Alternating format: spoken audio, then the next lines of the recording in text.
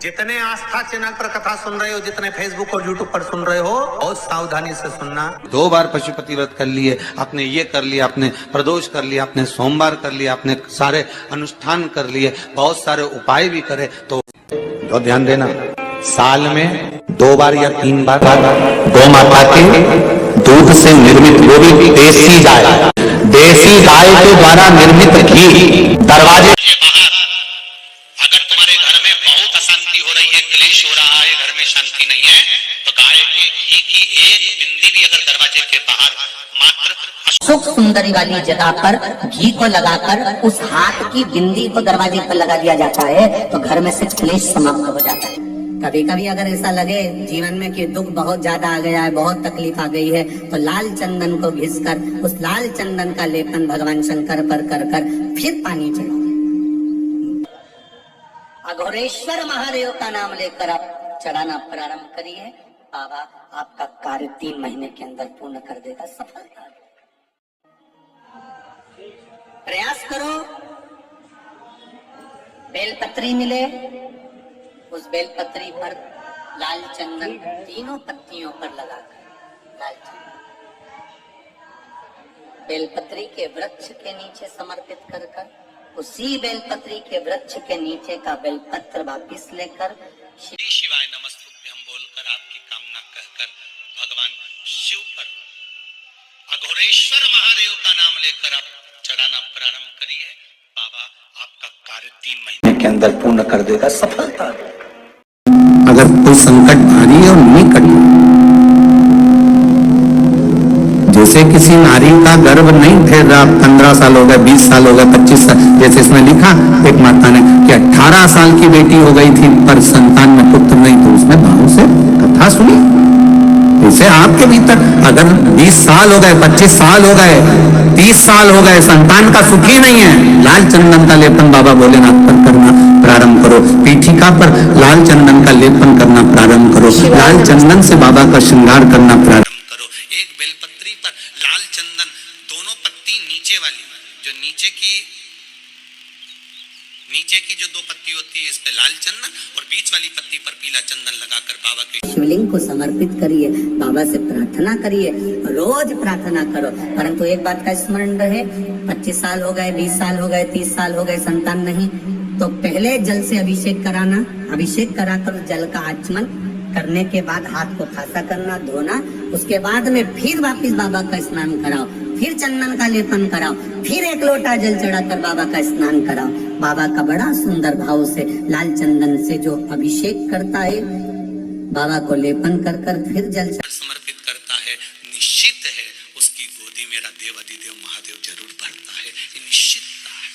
हम तो बेटियों से भी कहते हैं, जिसका विवाह नहीं हो रहा हो, 25 साल, 30 साल, 27 साल, 28 साल, 32 साल, 40 साल हो गए हो, नहीं हो रहा हो बेटा बेटी का विवाह, उसे लाल चंदन का प्रयोग अशोक सुंदरी वाली जगह पर 7 बिंदी लाल चंदन की लगाकर 7 बेलपत्र 7 बिंदी पर रखिए, और महाराज अपनी कामना कर भगवान से आइए, बाबा करेगा, 3-4 महीने में विवाह पक्का करेगा। ये लाल चंदन की महत्वता है शिव तत्व।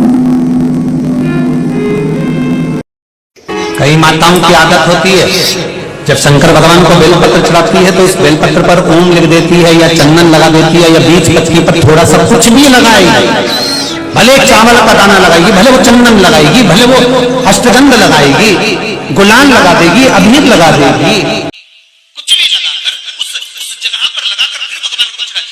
वो व्यक्ति जो भगवान शंकर को बेलपत्र जब समर्पित करता है और बीच की पत्ती पर चंदन लगाकर, मध्यस्थ जोड़ पर शहद लगाकर शिव को जब समर्पित करता है, तो उसका भाग्य कितना भी विपरीत चल रहा हो, उसकी किस्मत की रेखा कितनी भी विरोधी, कितनी भी विपरीत चल रही हो, वो अपने आप से रुक जाती है, अपने आप से रुक जाती है। श्री शिवाय नमस्तुभ्यं।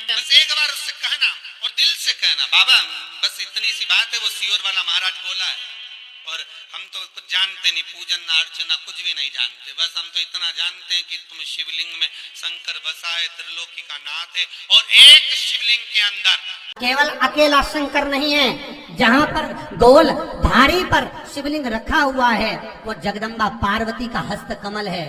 जहां पर से पानी नीचे गिर रहा है उसका राइट भाग में गणेश और लेफ्ट भाग में कार्तिकेय है। बीच में शिवलिंग के सामने जो मोटी सी लाइन है वो शंकर भगवान की छोटी लड़की अशोक सुंदरी है। शंकर भगवान के ऊपर जलाधारी में से जो बूंद बूंद पानी गिर रहा है वो साधारण नहीं, शंकर भगवान की 5 लड़कियां जया, विषहरा, शामली बारी, दोतली और देव है। शंकर भगवान के 13 की 13 बच्चे की शिवलिंग में विराजमान है और जहां पर शिवलिंग ऊपर की ओर रखा हुआ है वहां पर 33 कोटि देवता विराजमान है। जहां से शंकर का पानी चढ़ा हुआ निकल कर जाता है वहां पर 64 योगिनियां और 33 कोटि देवता हाथ की अंजलि लेकर जल का आचमन करते हैं। जब सारे देवता वहां पर हैं तो हम भटके क्यों? हम क्यों जाएं यहां से? श्री शिवाय नमस्तुभ्यम। गुरुवार को धन और समृद्धि के रूप में विशेष उपाय किए जाते हैं।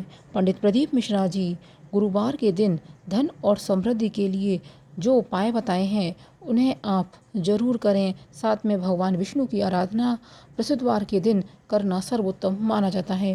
गुरुवार भगवान विष्णु को समर्पित है और गुरुवार के दिन अगर आप विधिवत पूजा करते हैं तो जीवन सुखों से भर जाता है।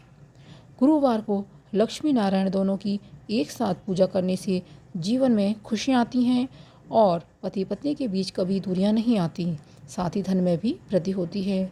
जीवन में कई तरह की परेशानियां आती हैं जिनका हम चाहते हुए भी हल नहीं निकाल पाते। कुछ समस्याएं ऐसी होती हैं जैसे कि कड़ी मेहनत करने पर भी हमें उसका फल नहीं मिल पाता। सही जीवन साथी की तलाश खत्म नहीं होती। घरेलू समस्याएं, मानसिक तनाव जैसी समस्याओं से छुटकारा पाने के लिए गुरुवार के दिन अगर आप कुछ उपाय कर लेते हैं तो घर में सुख शांति बनी रहती है। और अगर कुंडली में गुरु खराब है तो मनुष्य की से प्रगति में बाधा आती है। गुरुवार को धन और वैवाहिक जीवन और संतान का कारक भी गुरु को माना गया है। गुरुवार के दिन केसर, पीला, चंदन, हल्दी का दान करना बहुत ही शुभ होता है। ऐसा करने से कुंडली में गुरु ग्रह मजबूत होता है जिससे आरोग्य और सुख की वृद्धि होती है। घर में सुख शांति का वास होता है।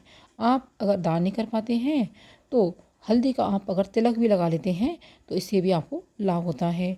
इस दिन अगर आप कुछ विशेष उपाय कर लेते हैं तो इससे जीवन में आपको किसी भी तरह की समस्या नहीं आती है। गुरुवार के सभी दोषों को दूर करने के लिए गुरुवार के दिन नहाने के पानी में अगर आप चुटकी भर हल्दी डालकर स्नान करते हैं, साथ में नहाते वक्त ओम नमो भगवते वासुदेवाय मंत्र का जाप करते हैं तो इससे भी बहुत ही सकारात्मक प्रभाव आपके जीवन में देखने को मिलते हैं। अगर आप चाहें तो गुरुवार का व्रत कर सकते हैं। केले के पौधे में जल अवश्य अर्पित कर पूजा अर्चना करें। ऐसा करने से जिन भी लोगों के विवाह में बाधा आती है, रुकावटों का सामना करना पड़ता है, तो इस तरह की समस्या कभी भी आपके जीवन में नहीं आएगी। साथ ही वैवाहिक जीवन में भी किसी भी प्रकार की समस्या नहीं आती है। गुरुवार के दिन पीले वस्त्र जरूर पहनें और भगवान विष्णु की प्रतिमा या चित्र के सामने घी का दीपक अवश्य जलाएं। पीले रंग के फूलों के साथ तुलसी का एक छोटा सा पत्ता अर्पित जरूर करें।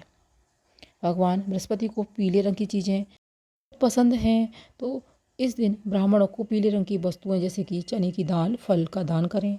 इस दिन सुबह के समय चने की दाल और थोड़ा सा गुड़ घर के मुख्य द्वार पर जरूर रखें। घर में धन की बरकत के लिए गुरुवार का दिन सबसे शुभ होता है, इसलिए इस दिन पीले रंग की चीज़ों को विशेष महत्व दिया जाता है।